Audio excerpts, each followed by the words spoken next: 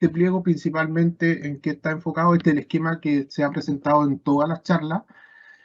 Consiste en mostrar cuál es el pliego específico que estamos analizando el día de hoy, comparándolo con la norma anterior.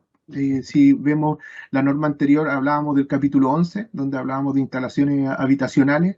Entonces, este pliego va a estar enfocado específicamente en ese tipo de instalaciones de uso general. ¿Cuál es el objetivo? El objetivo es, igual que todos los pliegos, establecer los requisitos de seguridad y operación que deben tener las instalaciones de uso general. Bueno, ya recordarles que la instalación de uso general es todo lo que es del medidor hacia adentro, ¿ya? Y el campo de aplicación es a todas las instalaciones de uso general, independientes sean de baja o media tensión. No hace esa separación.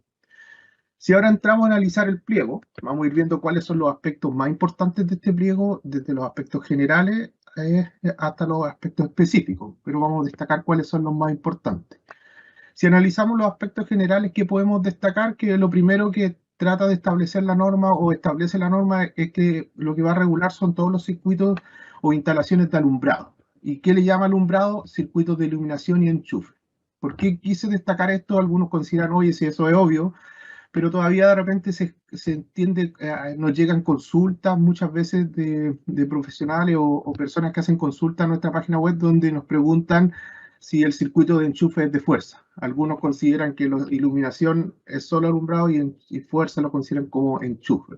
Entonces eso es lo primero que quiero aclarar, que las instalaciones de alumbrado que cubre todos los circuitos de iluminación y enchufe. ¿Ya?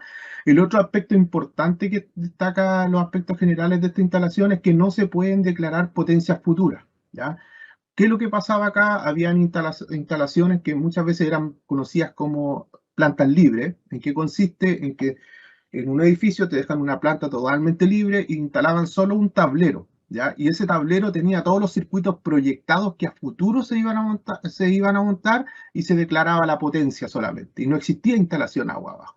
Entonces, eso no se puede declarar. Una planta libre se tiene que declarar a través de un empalme provisorio o una instalación provisoria. Y una vez que se construya en la oficina, se haga la instalación, se puede declarar en forma definitiva. Por eso acá deja claro que tú no puedes declarar en tu diagrama unidad, en tu cuadro de carga, un circuito que no existe. O sea, puedes instalarlo, sí, pero va a tener cero carga asignada. Para eso quiero que quede claro que se pueden hacer, yo puedo dejar circuitos disponibles en mi tablero, sí, para que se ocupen a futuro, pero siempre voy a tener asignada una potencia cero. ¿Ya? Cuando se construyan, tengo que asignar la potencia. Lo otro con respecto si entramos a ver ya el tema de canalizaciones, lo primero que establece es que las uniones y derivaciones siempre tienen que hacerse dentro de caja. ¿Ya? Que no se permite hacer alimentación de centro a centro sin que exista una caja de derivación. Lo otro importante establece que se permiten hacer uniones o derivaciones dentro de cajas de aparato solo cuando utilicen cajas de derivación. Es decir, por ejemplo, un enchufe. Yo no puedo hacer derivación de centro a centro de un interruptor que no tenga una caja de derivación. ¿Ya? Es decir, que son los interruptores que van embutidos o la caja que yo utilice sobrepuesta que me permita hacer derivaciones. Pero también la norma establece cuántas derivaciones yo puedo hacer de esa caja. ¿Ya? Algunos confundían en que la derivación que establecía la norma anterior, que decía que yo puedo salir de una caja a otra, y decía con un máximo de 3, algunos pensaban que yo tenía una caja, llegaba, podía salir a otro enchufe, y que esas eran las 3 derivaciones máximas que pide la norma. Pero ese no era el espíritu de la norma, por eso acá se redacta de otra forma, diciendo que, mira, tú puedes salir de una caja, es decir, yo tengo un enchufe, salgo a otra caja de un enchufe, y de esta caja yo puedo tener máximo 3 derivaciones, o ocupar 3 entradas o salidas. Es decir, que la primera, la que trae la alimentación, puedo salir al enchufe que está al lado o puedo salir a otro enchufe, pero no podría ocupar una cuarta salida. ¿Ya? Eso es lo que establece. Yo lo puedo ocupar máximo ocupando 3 salidas por caja. Otro aspecto importante está dado con los interruptores, que principalmente lo que regula acá son todos los interruptores que están principalmente ubicados en cajas de escala, en pasillos de edificios habitacionales, oficinas, multitiendas, servicios generales y todas las instalaciones consideradas local de reunión de personas. Establece las salas eléctricas donde están ubicados los tableros. En todas estas salas la norma me exige que los interruptores que comandan el centro de alumbrado de esos recintos tiene que tener una luz luminosa que me permita ubicar el interruptor cuando es de noche. ¿Ya? Entonces, en estos lugares, por ejemplo, en un pasillo de un edificio, si yo voy a tener interruptores, esos interruptores tienen que tener esas luces para yo poder ubicarlos de forma fácil. ¿Ya? Eso es lo que pide la norma. Eso no existía antes. ¿Ya? También dice que está prohibido adosar interruptores o enchufes. ¿A qué nos referimos con este artículo? Principalmente a estos módulos. Porque se acostumbraba a usar estos módulos principalmente en oficinas. Principalmente las oficinas muchas veces tienen separadores modulares que van colocando para separar los diferentes puestos de una oficina, y se acostumbraba a usar esas estructuras para montar este tipo de interruptores o enchufes muchas veces sin la caja respectiva. ¿Qué pasaba? Que con el tiempo perdía aislación y muchas de esas estructuras quedaban energizadas con el tiempo. Entonces, acá se dice, oye, usted no puede ocupar estos interruptores adosados a una estructura menos una estructura metálica sin ocupar la caja respectiva. ¿Ya? Eso es lo que regula acá la norma. Te dice que lo puedes hacer solo cuando utilices canalizaciones que están diseñadas para eso. Por ejemplo, las molduras y molduras que están diseñadas para que yo monte el enchufe en esa moldura o bandeja o en los mismos pilares de servicio. Ahí no corre esa condición. Está enfocado en otro aspecto. Otro aspecto está relacionado con el interruptor enchufe. ¿Ya? Acá le dimos hartas vueltas al tema del interruptor enchufe. Primero lo buscamos si era una condición que se establecía en otros países. Lo conversamos también con los comités internacionales, por ejemplo, de la IEC, también gente de la NFPA, donde para ellos no existía este tema del interruptor enchufe. Sí nos dimos cuenta que se ocupa en países latinoamericanos, pero no en normas internacionales. Sin embargo, para ellos tampoco existía una lógica de que se prohibiera tanto, porque decían cuál es la lógica, en otras normas no se regula, entonces no es que ni se prohíbe ni se utiliza, el tema es que no se utiliza, por eso no se regula. ¿Ya? Pero acá, ¿qué es lo que viene la norma? A decir, mira, sabes que nosotros vamos a permitir los interruptores de enchufe, tal como lo permitía la norma anterior, pero se agrega a las diferentes instalaciones de la norma anterior, que eran casetas, kioscos, portería, que era lo que estaba antes, se agrega la utilización en baños.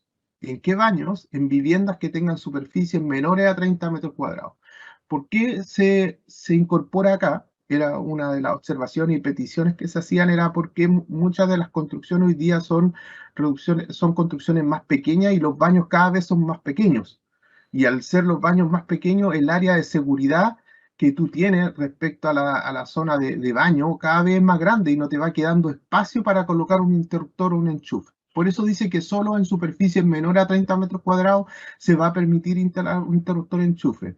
Dice que tanto el enchufe como el centro de alumbrado que comanda el interruptor tiene que estar protegido por diferencial. Entonces ahí un peligro no va a haber, porque efectivamente están protegidos con una protección diferencial. Con respecto a las canalizaciones, si ahora miramos las canalizaciones, lo primero que establece la norma, que algo que establecía la norma anterior, pero no era tan clara, o sea, no era tan directo, porque la norma anterior siempre estableció que los conductores que montaban los centros no podían quedar sometidos a esfuerzos mecánicos.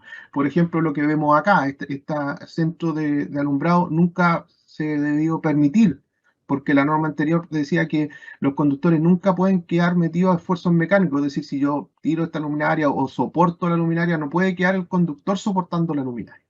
Por eso acá se hace mucho más claro en decir que todos los conductores eléctricos que no pueden ser soportes de las lámparas, es decir, las lámparas tienen que tener su soporte mecánico en forma independiente de los conductores.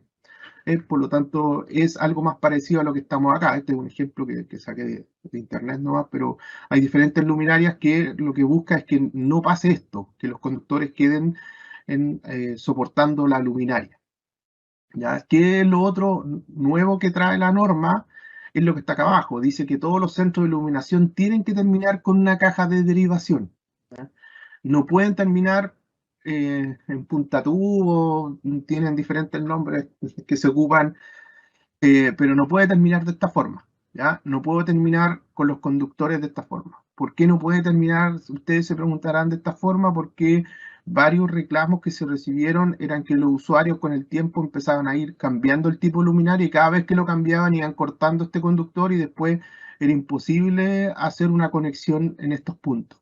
¿Ya? Por lo tanto, acá la norma se establece que todos los centros deben terminar en cajas de derivación, que es algo que se utiliza en todas las normas internacionales en esa materia, ya que los tubos deben terminar en una caja, no pueden terminar de esta forma, y en esa caja es donde se hacen las conexiones, es decir, que me llega la alimentación acá y yo acá puedo hacer todas las conexiones. ¿Qué otro punto está en la norma que es importante? Que dice que todos estos centros de iluminación tienen que incluir el conductor de tierra. Es decir, que acá se acostumbra a dejar el rojo y el blanco, no sirve, tiene que dejar el conductor de tierra. Ustedes me dirán, ¿pero por qué? Si voy a colocar un soquete, sí, pero es lo que se va a colocar en el momento y después el usuario cuando quiera cambiar esa lámpara, él no tiene la posibilidad de colocar un tercer cable de protección. Si está el cable lo puede hacer, si no, no lo va a poder hacer. Entonces, la norma establece que estas cajas de derivación de centro de iluminación tienen que llegar con el conductor de tierra para que el usuario, cuando cambie su luminaria, pueda tener y conectar la tierra. ¿Ya?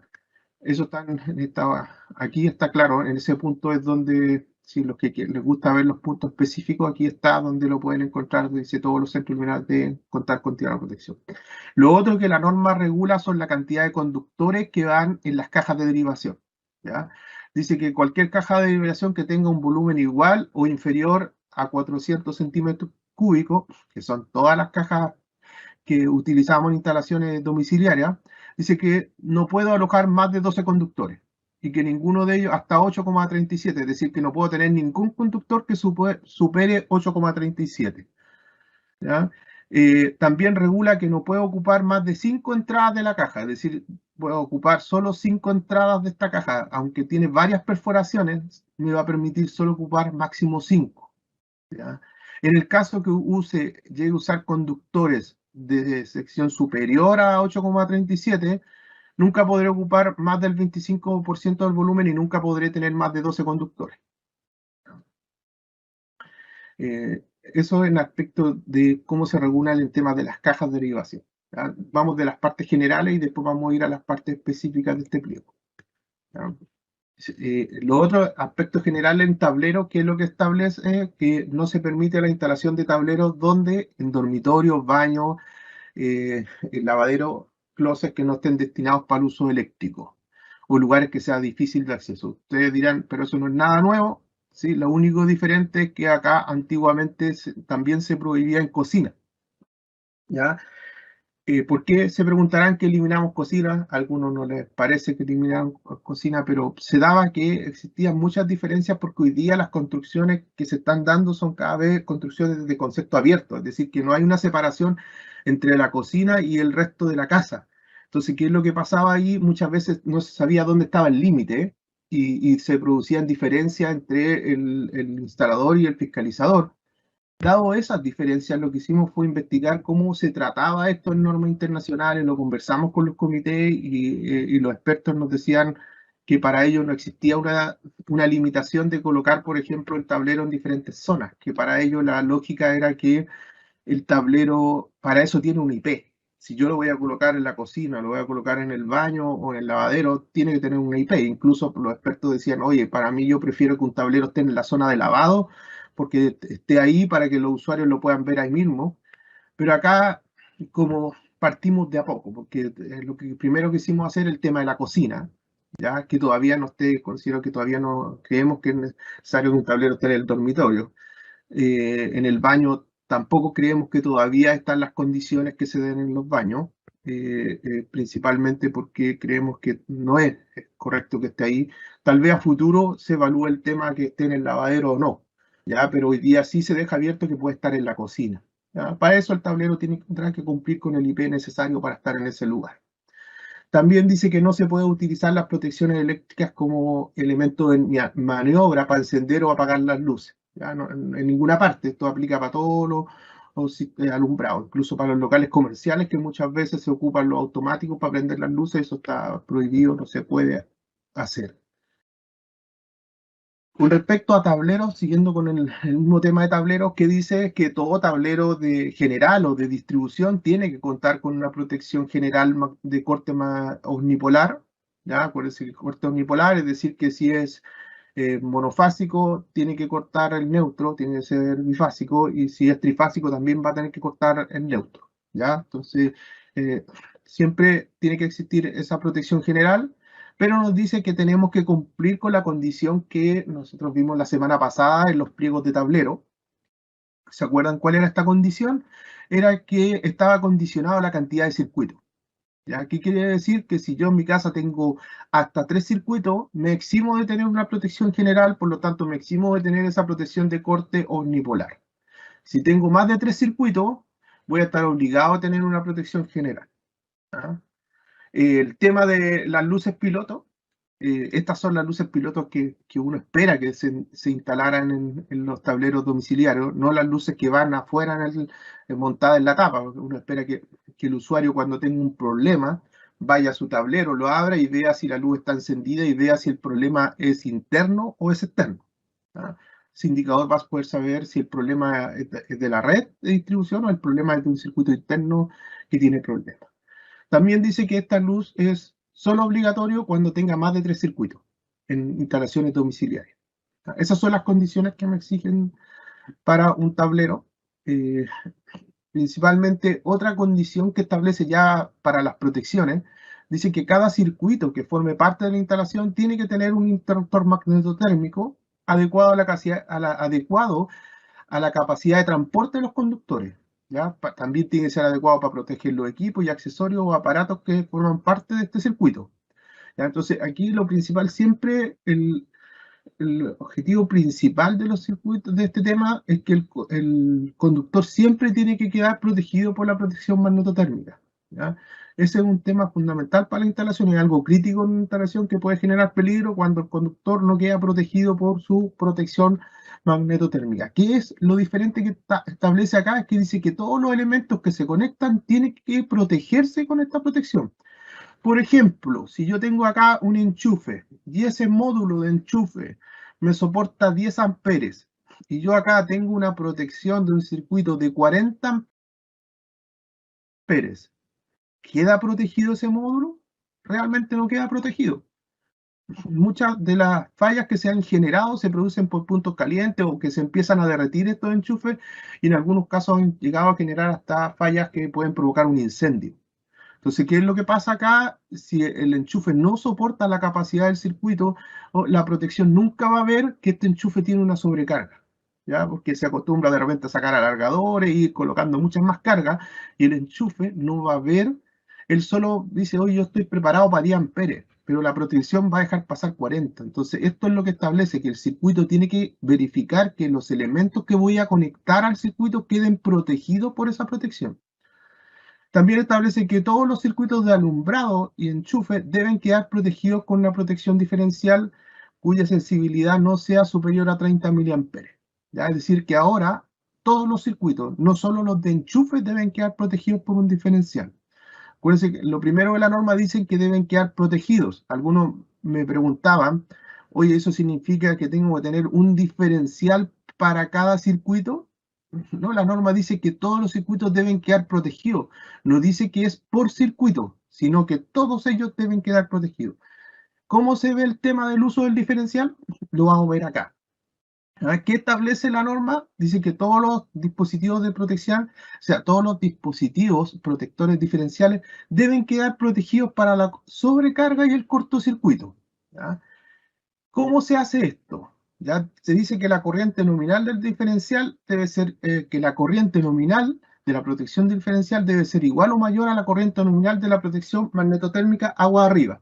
Que la primera alternativa te está diciendo es que el diferencial debe quedar protegido por la protección que está agua arriba. Es decir, que en el caso que el diferencial sea de 40, la protección que está agua arriba puede ser de 40 o inferior. Ya puede ser de 25, de 32, pero no puede ser superior a 40 porque no estaría protegiendo el diferencial. Pero la norma también establece otra alternativa que dice, también se aceptará también que la suma de las corrientes de los protecciones magnetotérmicas agua abajo del diferencial no supere la capacidad nominal del diferencial. Por ejemplo, aquí yo tengo un diferencial que me dice que es de 40 amperes y tengo dos protecciones asociadas, agua abajo del diferencial, que son de 10 amperes y de 20 amperes. La suma me da 30 amperes, por lo tanto, yo no necesito colocar una protección agua arriba y esos dos circuitos me quedan protegidos por el diferencial. Y ese diferencial cumple con la condición que queda protegido para la sobrecarga y el cortocircuito, porque el cortocircuito lo va a proteger acá y la sobrecarga nunca, en el caso, la peor condición, va a superar los 30 amperes y el diferencial soporta 40. Ya, esa es una condición. ¿Cuál es la otra condición? Por ejemplo, si yo tuviera 16 amperes por cada uno de los circuitos y tuviera un diferencial de 25 amperes. Acá tengo 32 amperes. Por lo tanto, no se cumple la condición que estábamos viendo acá abajo, que la suma de las corrientes sea inferior a la corriente nominal. Entonces, ¿qué debo hacer en esa condición? Debo instalar una protección general, una protección agua arriba, que me encargue de proteger el diferencial. Por ejemplo, acá se instala una protección de 25 amperes y la capacidad nominal del diferencial es de 25 amperes. ¿Ah? Entonces, esta es otra forma, que es la primera que está arriba, es como yo debo protegerlo. Y ahora ustedes se preguntarán ya, pero este es un ejemplo, pero ¿cuántos diferenciales puedo asociar a un diferencial? Es decir, que si yo tengo, por ejemplo, un diferencial acá de 40 amperes y pongo puros circuitos de 6 amperes, ¿podría tener todos los que yo quisiera hasta llegar a 40 amperes? No, no es así. La norma solo permite que un máximo de 3 circuitos estén asociados a un diferencial. ¿Ya? Eso es lo que la norma establece. No permite que sean más. Entonces ya vimos cuántos eran, de la forma que se seleccionaba el diferencial, cómo se protegía y hasta cuántos circuitos pueden proteger un diferencial. ¿Qué es lo otro que la norma establece? La norma establece que todos los circuitos que el instalador debe asegurar o el profesional debe asegurar la selectividad y coordinación de protecciones. Acuérdense que la selectividad está relacionada con las curvas de operación y la coordinación con el tema del cortocircuito. ¿Ya? Que la protección no se quede pegada cuando existe un cortocircuito.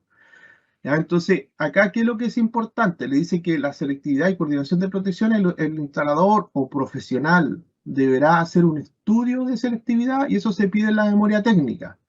¿Ya? Y en aquellos casos que el instalador no haga estudio porque no se requiere, él podrá usar como referencia las curvas tipo B para los circuitos de iluminación, las curvas tipo C para enchufe, las curvas lentas para las protecciones generales y las curvas tipo C para los circuitos electrónicos y ahí están las otras curvas para guardamotores.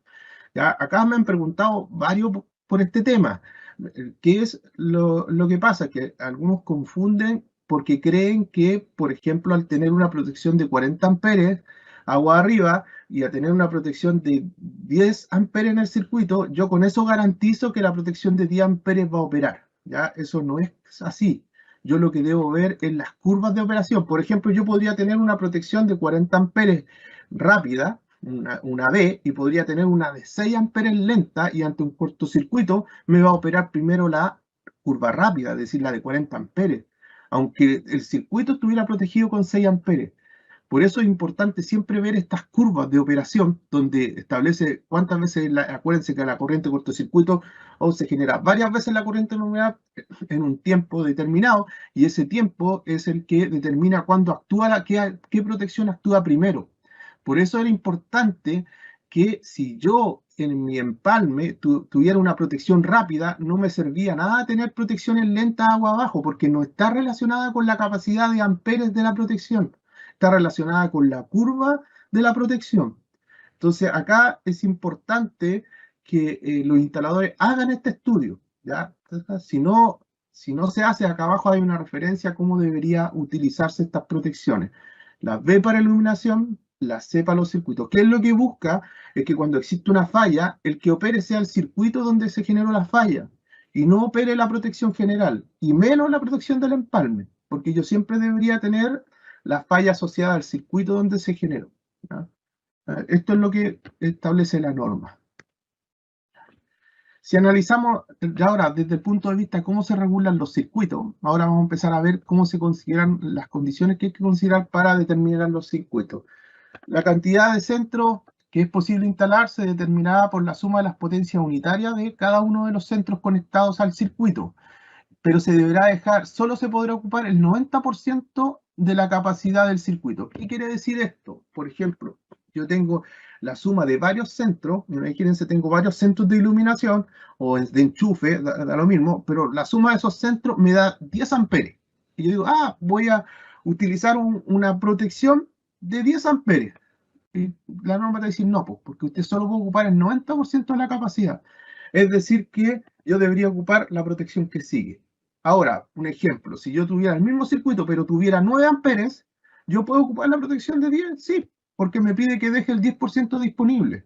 ¿Ya? Y ese 10% disponible es 1 amper, sí me da con los 9. Entonces, eso es lo que la norma establece, que yo no puedo que la suma de todos los centros me dé justo 10 y coloque una protección de 10. No, siempre tengo que dejar una capacidad disponible de 10, del 10% de la protección. ¿Ya? Acá lo dice al revés, es decir, que yo solo puedo ocupar el 90% de la protección. También establece que las potencias, cuando yo voy a determinar mi instalación interior, cuáles son las potencias, siempre debo ocupar las potencias de los artefactos de iluminación. Si yo no desconozco la potencia de mi artefacto y solo tengo un soquete, yo mínimo tengo que considerar 100 watts. ¿Ya? Ahora en los enchufes, acuérdense que los enchufes anteriormente decía que era 150 watts de potencia, ahora la potencia de los enchufes se sube el mínimo a 250. Si yo conozco la potencia de la carga que voy a conectar en el enchufe, coloco la potencia, pero nunca puede ser inferior a 250 watts de potencia. ¿Qué es lo otro? Siempre existía una confusión en que hoy los 150 son por cada módulo del enchufe, es decir, que si tengo 3 módulos es 150 por 3, si tengo 2 es por 2. Ya, por ahora la norma dice no, que primero no son 150, son 250. Y ahora da lo mismo, si el enchufe es triple, si es doble o es un módulo, el enchufe mínimo debe ser 250. ¿No? Eso lo establece mínimo. El instalador puede colocar más, sí puede hacer más, puede colocar más potencia, pero no puede colocar menos. Con respecto al tema de con respecto al tema de la vivienda, esto es algo nuevo que se establece. Primero dice que cualquier vivienda, todas las viviendas, independiente de la potencia que usted la proyecte, aunque sean estas viviendas pequeñas, de poco espacio, el empalme de esa vivienda nunca podrá ser inferior a 25 amperes.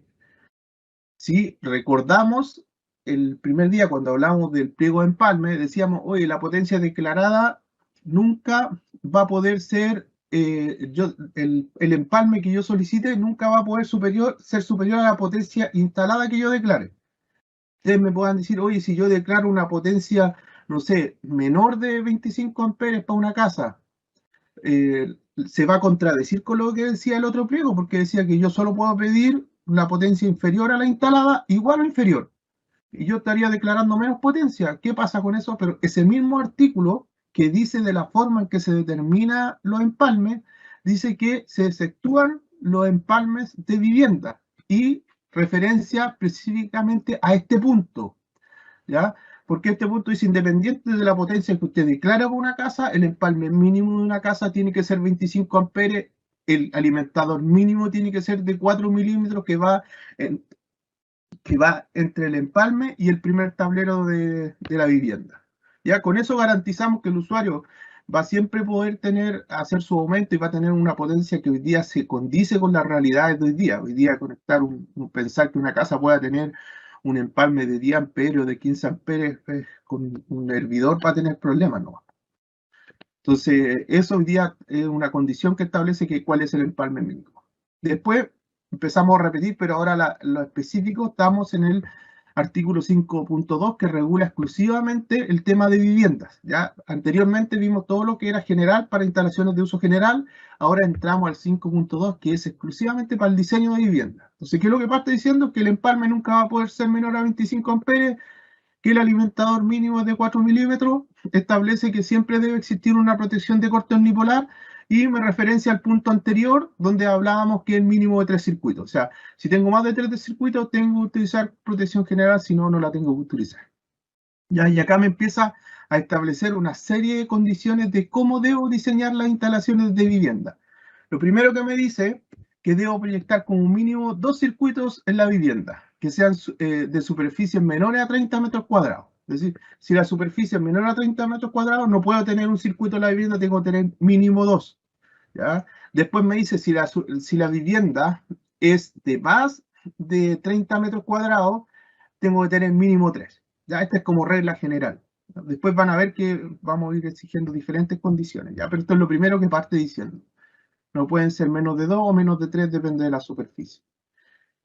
El otro punto que establece es que dicen que todos los circuitos deben estar protegidos por diferencial, mediante un protector diferencial y una sobrecarga. Es como ahora entramos netamente al pliego de vivienda, se vuelve a repetir lo que vimos anteriormente, ¿ya? Pero aquí es específico, dice, no puede tener, todos los circuitos tienen que estar protegidos con protección diferencial sobrecarga. Pero acá me empieza a establecer condiciones más específicas. Me dice que se debe proyectar como mínimo un circuito exclusivo para enchufes de cocina y lavadero. ¿Ya? Me dice, oye, si tú tienes una vivienda, en la cocina y el lavadero tiene que destinar un circuito exclusivo y que la capacidad de ese circuito no puede ser inferior a 16 amperes. ¿Qué pasa si en la cocina tengo horno eléctrico o cocina eléctrico? Tengo que instalar un circuito adicional al anterior, es decir, adicional al de la cocina, específicamente para alimentar estos equipos. Me dice que la capacidad de ese circuito no puede ser inferior a 16 amperes y tiene que ser la potencia de los equipos. A ver, ¿a qué se refiere con esto? Es, por ejemplo, si yo tengo una cocina y por algún motivo la capacidad, la potencia mínima de mi equipo de la cocina es de 10 amperes, ¿yo puedo instalar 10 amperes? No, porque me dice la norma, tu mínimo es de 16. Si los equipos son de más, tienes que instalar de más. Lo otro que establece es que las conexiones de puesta a tierra de todas las viviendas es el sistema TNS, perdón. Principalmente lo que busca es el sistema de neutralización. Entonces, lo que busca es que esté aterrizado el sistema de neutralización, es el que va a ser permitido en viviendas, ¿ya? No te permite elegir el TT de tener 2 tierras separadas, ¿ya? No te permite elegir otro sistema, el IT, porque el IT es difícil de hacerlo. El IT es uno de los sistemas más seguros, pero para eso tendrías que tener un transformador de aislación. ¿Por qué? Porque nuestras redes están construidas con el sistema TT, por lo tanto es imposible tú tener un sistema IT si tienes redes de esa forma. ¿Ya? Entonces aquí lo primero que dice es que todas las viviendas tienen que ser, su sistema puesta a tierra tiene que ser neutralizado, es decir, con neutralización. Es el sistema, uno de los sistemas más seguros después del IT. ¿Ya? Como les cuento, el IT no se puede implementar en Chile por nuestra red de distribución, solo se puede implementar en instalaciones especiales. Entonces, en una vivienda solo puedo ocupar esto. Ustedes se preguntarán, ¿pero por qué me limitan a esto? Porque primero, ocupar tierras separadas, ¿qué es lo que tú tienes que preocupar cuando tienes la instalación de tierras separadas, es decir, una tierra de protección y una tierra de servicio?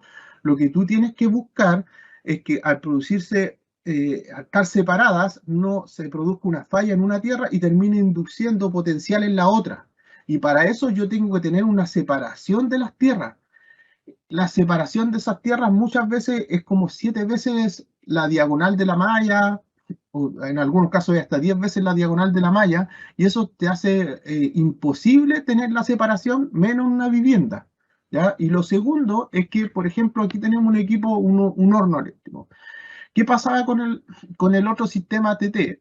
Que las normas internacionales también dicen que los sistemas de puesta a tierra no es lo más seguro, porque la puesta a tierra con el tiempo va cambiando su composición. Es decir, tenemos un año seco y acá tenemos varios años secos, por lo tanto la composición de la tierra cuando yo la medí ya no es la misma.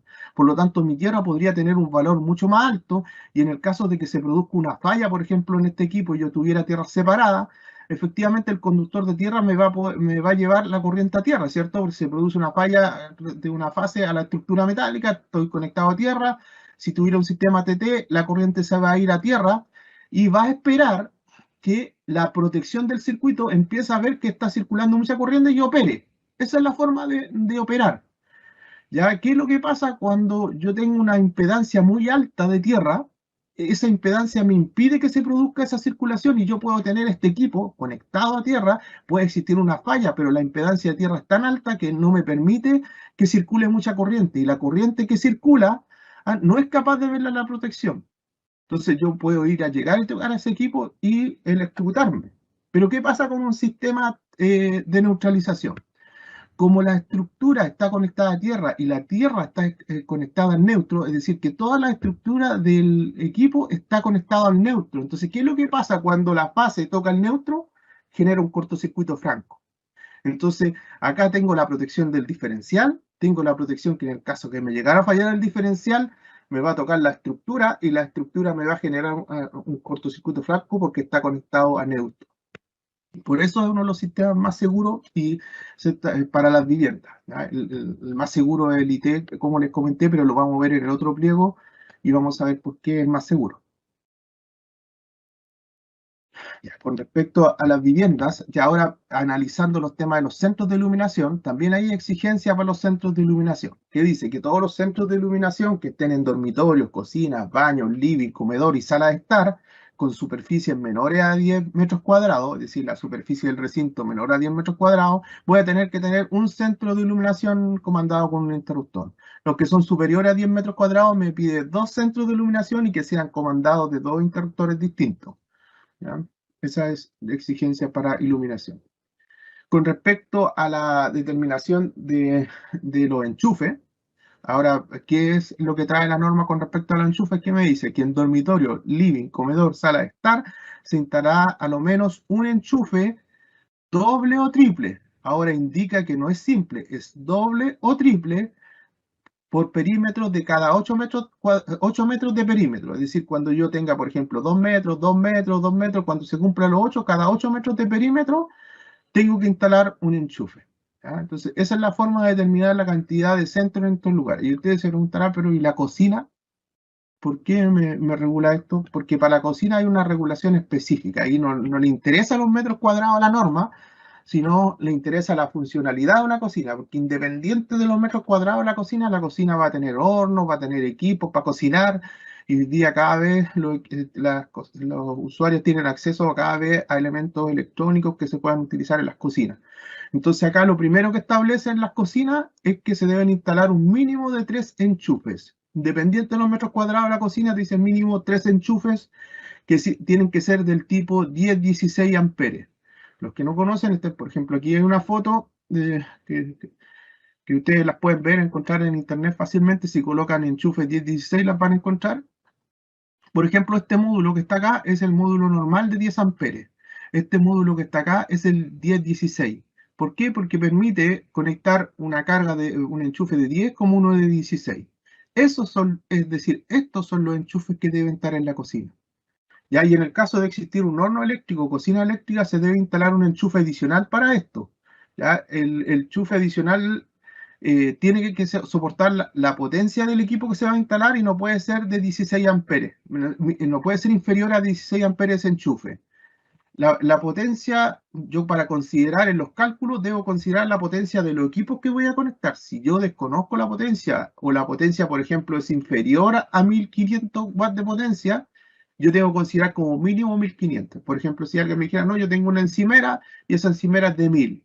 No, pero usted no puede considerar menos de 1500 para los cálculos. ¿Ah? Casi todas las encimeras son mucho más de 1500 y los hornos también. En el caso que no existan módulos, aquí dice, oye, ¿qué pasa si yo tengo un horno o una encimera de estas de cerámica que hoy día casi consumen 40 amperes? No voy a encontrar un enchufe de 40 amperes. En ese caso, se permite que la conexión sea en forma directa, sin enchufe. Entonces, los casos que por la potencia no puede encontrarse un módulo de enchufe, se tiene que hacer en forma directa.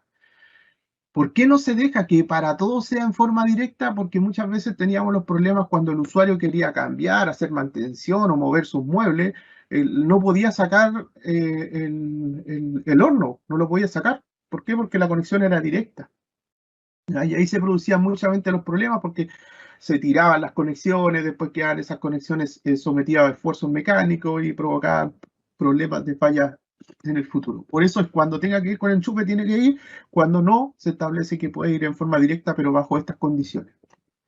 Con respecto a la zona de lavado, también se establece una condición que debe a lo menos haber un enchufe triple o doble en esta zona, que debe ser de 10-16. ¿Ya? Esos son los aspectos fundamentales que establece para cómo yo debo ir diseñando mi instalación interior de consumo. Ahora sí, vamos a la zona de baño. ¿Ya? Con respecto a la zona de baño, cuando lean el pliego los va a referenciar a que tienen que ir al pliego 11 porque hay un apartado especial para baño. ¿Ya? Pero ahora quiero que lo veamos acá, las partes principales del tema de baño. Algo general que dice que todos los equipos que estén al exterior tienen que cumplir con su IP, es decir, tienen que ser IP44. Esto aplica para todos los equipos que estén al exterior y que estén bajo techo. Los que estén directos expuestos a la lluvia tienen que ser 54. Eso no es ninguna novedad, y que los equipos que se ocupen o estén expuestos a rayos solares tienen que tener protección para UV para estar en esa condición. Si analizamos el tema de los baños, ¿ya? ¿Qué es lo que van a ver ustedes con respecto a los baños? Van a ver que ahora hay diferentes volúmenes. Acuérdense que antiguamente estaba la zona de la ducha y 60 centímetros y se acabó. Y acá no podía hacer nada, y había discusión de lo que pasaba hoy, qué pasa si tengo un hidromasaje, qué es lo que puedo hacer, porque me dicen que en estas zonas no puedo tener nada. Hoy día la norma, ¿qué es lo que hace? Establece una tabla, y una tabla con condiciones para cada uno de estos volúmenes, y en la tabla le va diciendo qué cosas puede hacer. Por ejemplo, lo que está acá, que es el volumen 1, ¿ya? Si analizamos el volumen 1, me va diciendo, mira, puede ocupar todo esto IP en esta zona, ¿ya? También me va diciendo que si yo tengo aparatos en esta zona, tienen que ser alimentados con tensión extra baja. Es decir, que si ese aparato es de corriente alterna, no puede superar los 12 volts. Si ese aparato es de corriente continua, no puede superar los 30 volts. Y de todas formas, tiene que estar protegido por un diferencial de 10 miliamperes. Para otras zonas va estableciendo que pueden ser ya 220 volts, 30 miliamperes los diferenciales. Entonces, según la zona, te establece el IP que tienes que usar y las protecciones que tienes que ocupar.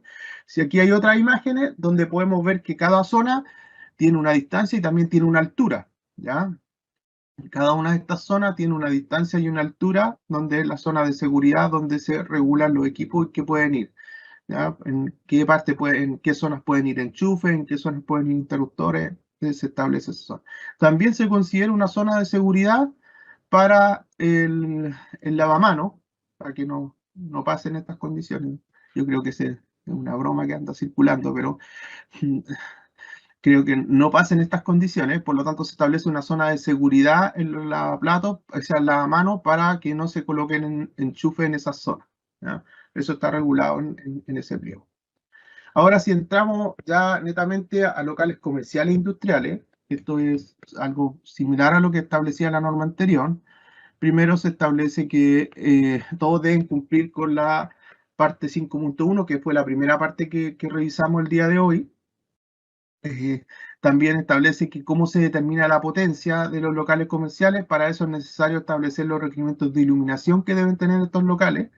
¿Cómo yo determino los niveles de iluminación? Me establece que para eso debo ir y verlo en el pliego 10.1, que en el pliego 10.1 aparece una tabla donde vienen todos los niveles, que es la que está acá. Ustedes aquí van a poder ver esta tabla que está en el pliego, donde van a poder analizar los niveles de iluminación, van a poder ver el deslumbramiento que se permite para cada una de las zonas, el tema de rendimiento de colores. Es decir, en esta tabla establece los aspectos de cómo yo debo dimensionar, y aparece un anexo que está basado en esta norma, y están todos los tipos de instalaciones que ustedes se puedan imaginar, están establecidos en este anexo, y ustedes, depende del local, la zona, van a poder sacar la iluminación y cómo hacer los cálculos de iluminación. En el anexo 10.2 establece cómo se debe hacer el diseño, ¿ya? Para eso establece las condiciones y cómo se debe hacer este diseño de iluminación. Y con ese el diseño yo voy a sacar cuáles son la cantidad de centros mínimos que yo debo determinar para los locales comerciales e industriales. Con respecto a los enchufes en estos locales, establece que en los locales comerciales debe haber un enchufe triple cada 15 metros cuadrados. También eh, con un mínimo de 3 enchufes, es decir, que establece que es mínimo de 3 enchufes, pero debe instalarse el mínimo cada 15 metros cuadrados. También para zonas de oficinas que son inferiores a 40 metros cuadrados, debe instalarse un enchufe triple cada 6 metros o fracción. Ya para oficinas que son superiores a 40 metros cuadrados, debe instalarse 5 enchufes hembras triples y por cada 40 metros cuadrados superiores se deberán instalar 3 enchufes adicionales. ¿Ya? Para los locales comerciales e industriales se dice que no se puede ocupar circuitos mixtos, solo pueden ser utilizados circuitos de enchufes y circuitos de iluminación en forma separada. ¿Ya? No pueden haber circuitos mixtos. Y algo que se repite para todo, que todos los circuitos de iluminación y enchufes de los locales comerciales y oficinas deben estar protegidos por un diferencial cuya sensibilidad no sea superior a 30 mA y que los circuitos tengan. Estos son los aspectos principales del pliego número 10 de instalaciones generales.